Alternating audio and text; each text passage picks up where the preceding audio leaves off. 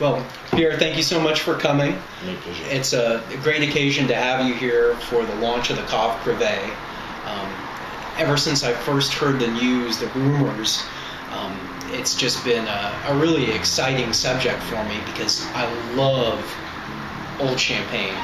And we had so much fun, and so many of our customers had so much fun with the rare releases from a few years ago. So we're really excited to have you here. But I do have a couple of questions for you. I wanted to start off, though, by asking you to tell us a little bit about your role at Clicquot. My role is mainly I'm part of the testing committee, so we are 8 winemakers, and the chef de cave is Dominique de Marville, the captain of the boat. I'm in charge with the vinification during the harvest with the Chardonnay, with all the Chardonnay. Part of the wine communication team, so mainly US market, Caribbeans. I'm lucky. Oh, nice wow. market. I love to go to US, South America, Africa, and Middle East. And after, I'm in charge with the quality control of the corks. So I go often to Portugal, for instance, and Spain to check the quality of the corks. And that's it. And control quality of the wines we've got in the cave. And, quite busy, but in a good way. Wow, a lot of responsibility.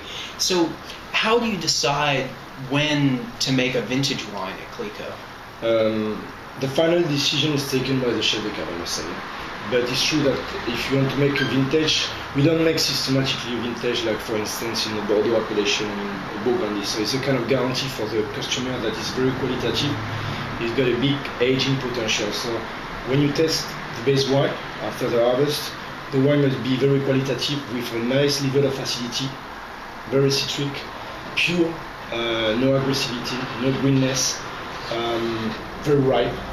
So nice balance between the ripeness and the level of acidity. So how would you describe the house style of the gold label vintage and also of the vintage rosé? I would say that we are very impacted by the power of the Pinot Noir because the biggest characteristic of the house is we are mainly Pinot Noir in all our wines. We are a Pinot Noir house, I must say, with always a minimum of 30% of Chardonnay. So our wine is known to be quite powerful. It's one of the reasons the experts call our champagne gastronomic champagne because it matches with gastronomy in general. We age for a while, so it's one of the reasons you can find this kind of vinosity. I don't know if you will understand this kind of word. Is it correct in English? Yeah, vinosity, yeah. This kind of creaminess, this kind of perception of sugar without the sugar. Yeah. So we don't have so much sugar, finally. People think that we've got more sugar than we've got in reality. So I would say that the gold label, you say gold label, I mean the yellow label. Yellow label is known to have the nose with the flavors coming from the fruit, the flavors coming from the aging process, yeasty, we say brioche, and the flavors coming from the evolution, a bit of toastiness. The mouth is quite, again, powerful, very Pinot Noir, but still very fresh, with a good dynamic. Okay. That's it, yes. And how do you balance the characteristics of the vintage with when you have the right harvest? How do you balance that with the style of the house? It's funny because we always got the style of the house because we can say more or less. Generally, the percentage is around 2/3 Pinot Noir, 1/3 Chardonnay, and a small touch of Pinot Meunier. So you've got always a characteristic of the house because we collect the grapes coming from mainly our vineyard, which is located Montagne de Reims, the place dedicated for the Pinot Noir, and after la Côte des Blancs. And after, of course, we've got the influence of the vintage by itself, which is the interest of having a vintage, because you don't want like a non-vintage something very consistent. Yeah. You want to have the kind of identity of the vintage. Yeah. Yeah. I guess for me the reason that I ask is I think of vintages with the gold label like 90 and 02 having very similar characteristics, but then the 88 and the 04, which I think are also more similar to me, radically different than the 02 and the 90. That's true. But still all Clicquot. It tastes like Clicquot. You can feel that you've got a majority of Pinot Noir, but if you compare, for instance, 02 and 04, I think 02 is very creamy, very large, very palatable, nice volume, and perhaps 2004 is more on the mineral side, very straight. Yeah. It's very citric as well. Yeah. So it's very different. Instead 2002 we pick up very ripe. You can feel, for instance, this kind of tropical fruit. You can even pick up a bit of mango. And 2004 it's more like citrus, agrumes, nuts. So it's a bit different. And the mouth is completely different. Yeah. Which is good. Very mineral too. It seems like earlier harvests are becoming more and more the norm in Champagne. Is there anything that you guys are doing in the vineyard to adapt to this? Not really. I mean, last year, because 2011 has been a bit special, but honestly, I joined Veuve Clicquot, it was in 2008, and except last year, I mean, we did the harvest mid-September, so it doesn't change so much. No, honestly, at the moment, we don't change so much our method of vinification, not really. So, we spoke a little bit about the 2002 gold label, but could you tell us a little bit about some of the specifics of that wine? What's the cepage for 02? For the 02 is 60% Pinot Noir, 33 Chardonnay and 7%. I don't want to bother you with the figure, but generally it's 2/3 Pinot Noir, 1/3 Chardonnay and a small touch. So of course the Pinot Noir brings a bit the skeleton, the power of the wine. The Chardonnay, the elegance, the freshness, and the Pinot Meunier, the roundness and the fruitiness. And is it all stainless steel? Yes. Now we did experimentation a few years ago, and I don't know if you know that, but now we use a bit of wood. Okay. With a wooden tank in Veuve Clicquot. All right. We finished the experience, so now I'm allowed to communicate about that. All right. Because it was very interesting, and it's a small touch of wood that we use. We use wooden tank with a capacity of 50 hectoliter. Oh wow. It's just the idea of Dominique de Marville to bring this kind of complexity, but it's very small. It's just a small touch. Okay. And it increases a bit the complexity. Okay, great. Yeah, that's something I've heard a lot of folks working on. Yeah. So we use the wood not for the wood by itself, but more for the micro oxygenation. Okay. You know what I mean? Yeah. Like our cuisine could do. You know. Okay. So it's a bit different than the wood you can use in Burgundy or in Bordeaux. And the approach is different. What about the composition of the 04 Rosé? The 04 Rosé, same composition, with 15% of red wine coming, because we do a blended rosé, so 50% of red wine coming from Bouzy. All right. And 2004 was special in the sense that the yield was very high, and when you've got a big yield like this, you expect to have a lack of concentration. Okay. And sometimes it's different.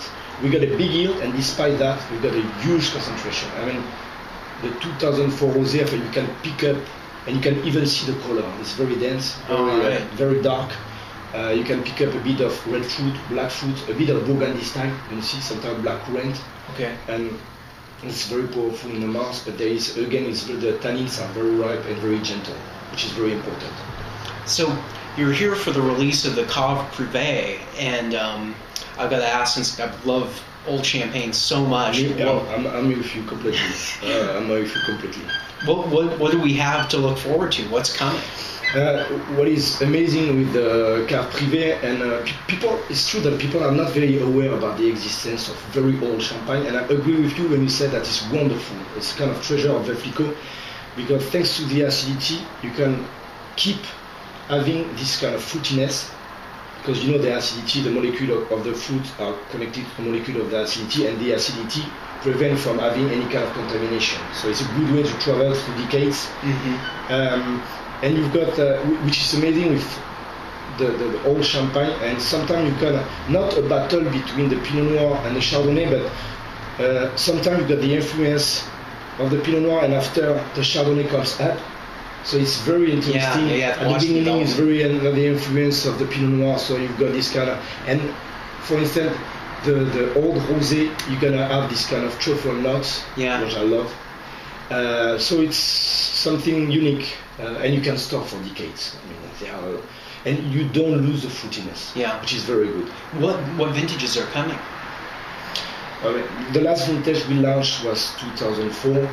After the next vintage, I mean, I leave the decision to the captain Dominique, I guess that 2008 was excellent. Yes. So I guess might be vintage in 2008, but after this decision is taken by Dominic. And how about for the older vintages? I've heard rumors that maybe it would be the 90 Blanc and the 89 Rosé. Again, it's possible. We got this kind of in a very good storage condition, so don't worry about that. We close the door in case. But no, if you get a chance, have you been to Veuve Clicquot? I have. We've got a long cave, so dug a long time ago by the French friends of the Romans. Yeah. It's a beautiful place to store the champagne, but it might be possible. But we are very limited for the Cave Privee, so we've got just a few thousand bottles, so it's nothing. Okay, yeah. So, talking about old champagne and gastronomy as you were, what are some of your favorite food pairings to have with older champagne? Depending on the champagne, but for instance, if you get, for instance, 89 Rosé, I would love to have roasted quails, a pheasant, perhaps. Something very delicate. I don't know how to say it, but you know the birds, la bécasse with a long neck. I don't know. The goose. Small one with a long neck. Small with a long. Or you can have a confit de canard, a duck, or something like this.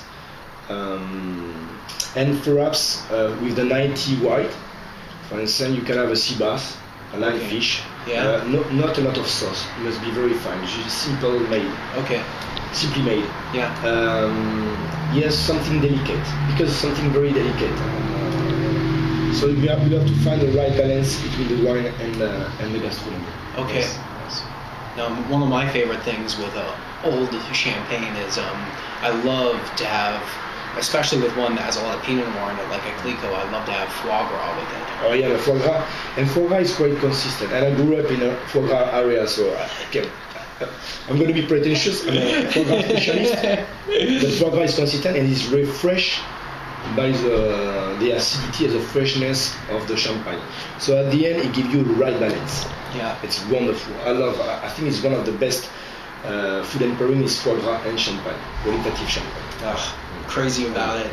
Well, going back to the current releases, how long in a good cellar do you think someone could keep something like the O2 Gold label? O2 at this time, it's still very fresh because the O2 we pick up at 10.24 grams of alcohol potential with 9 grams of acidity. Wow. So because we pick up very rapid, you don't have this kind of feeling of acidity, but the acidity is huge. So with this kind of balance, and tasted recently this morning, I'm saying, you can. It's always difficult to predict the future. I'm not a medium, but let's say that a minimum of 12 years, perhaps more. I don't want to take the chance to give a bad advice to the customer, but minimum 12 years from now, and perhaps more. You never know, it's like human body. But no doubt in my mind, 12 and perhaps 15 or more.